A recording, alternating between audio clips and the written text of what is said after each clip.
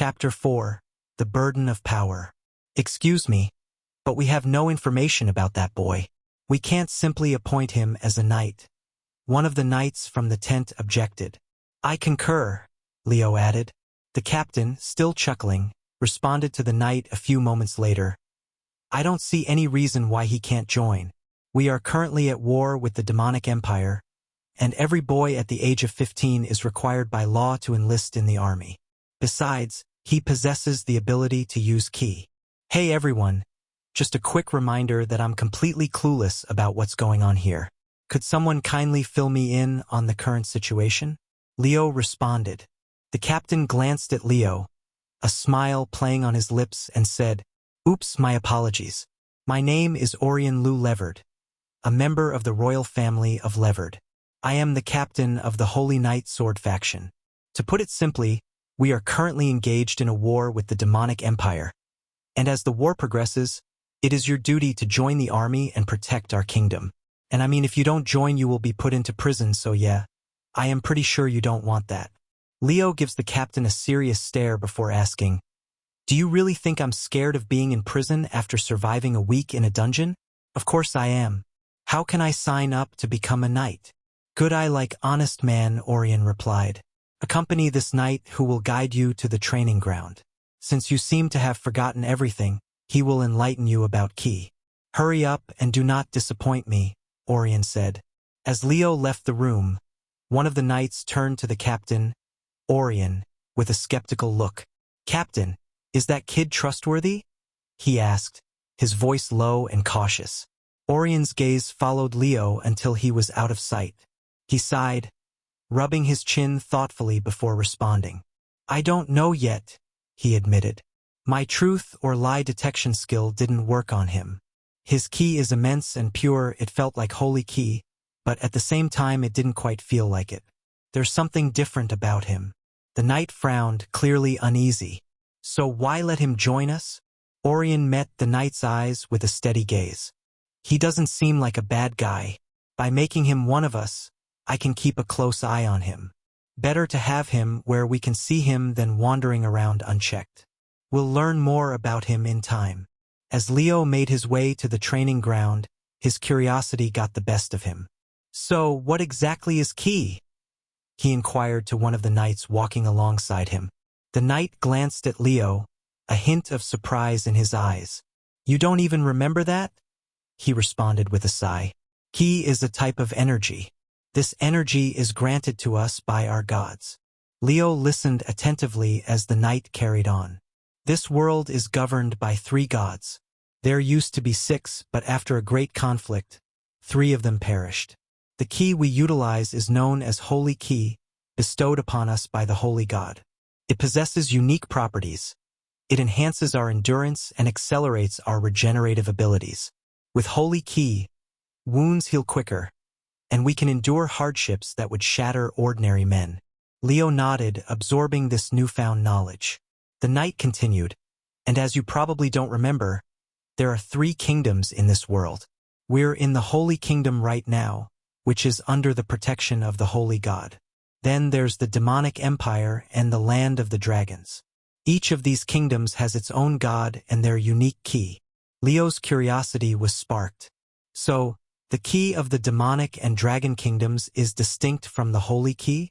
The knight affirmed.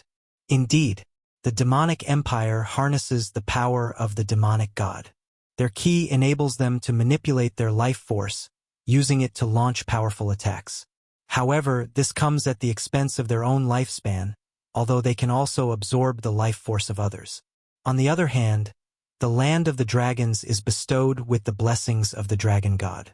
Their ki bestows upon them incredible resistance against almost anything and greatly heightens their senses. As they arrived at the training ground, the knight added, Oh, and there's one more type of ki, though we don't know much about it. It's called worldly ki. Mages use it to perform magic, but even they don't fully understand its nature. Leo's interest was piqued once again. Worldly Ki? What makes it different from the others? The knight shrugged. It's a mystery, even to the most knowledgeable mages. Unlike the other ki types that are directly linked to the gods, Worldly Ki seems to tap into the very essence of the world itself. It allows mages to cast spells and manipulate elements, but its full potential and origins remain largely unknown. As they stepped onto the training ground, the knight gestured around. Anyway, this is the training ground. To join the knights, you have to pass a series of rigorous tests which most people fail. But you were an exception, having cleared a dungeon on your own. Leo looked around, taking in the sight of the sprawling training area filled with various equipment and other knights in the midst of their drills. He felt a mix of anxiety and determination, knowing that his journey had only just begun and that many challenges lay ahead. The knight patted him on the shoulder. You've proven yourself capable already, but this is where you'll hone those skills and learn what it truly means to be a knight. Good luck, Leo. You're going to need it. As the knight left, Leo noticed 3 people around his age chatting while sitting nearby. Suddenly, Captain Orian appeared out of nowhere. The hell? Leo screamed in surprise. The 3 guys looked over at Leo and Captain Orian, quickly standing and saluting. Orian's voice boomed across the training ground. Knights, you 4 were chosen by the great holy god to serve and protect this nation. You're lucky to be bestowed with holy ki and become knights. If you hadn't, you could have ended up as warriors, and let's be honest, their treatment sucks. So you better feel lucky and be grateful. You hear me, brats? Everyone shouted in unison. Yes, sir. Orian continued. Now, most of you know basic swordsmanship, but that is weak and predictable. From today, I will personally teach you the foundational swordsmanship of the knights. It's time to hone your skills and become true protectors of this land. As Orian continued his speech, the mysterious voice returned in Leo's mind, delivering unexpected news. You have unlocked more features of the Otherworldly Ki. You can now use life force to make your attacks stronger at the cost of your lifespan. You can also absorb other people's life force. Your resistance against physical attacks, elemental attacks, and mental attacks has increased. Your senses have heightened. You have unlocked a new passive skill called Sixth Sense. Your endurance has increased to 10, and your regenerative abilities have increased to 20. Wounds like small cuts will now heal in 20 seconds.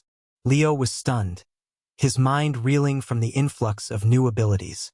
Fear gripped him as he realized he now possessed the powers associated with all 3 different ki types. The strength and sacrifice of demonic ki, the resilience and sensory enhancement of dragon ki, and the healing and endurance of holy ki. His thoughts raced. How am I supposed to hide this? What will they do if they find out? He struggled to maintain his composure, not wanting to draw any unwanted attention. Orian's voice cut through his thoughts. You all have the potential to become great knights. It won't be easy, and it will require everything you've got. But remember, you've been chosen for a reason. Leo nodded along with the others, masking his internal turmoil. As the captain continued to outline their training, Leo resolved to learn more about his unique powers and how to control them without revealing his secret. His journey had just become even more complicated, and the stakes were higher than ever.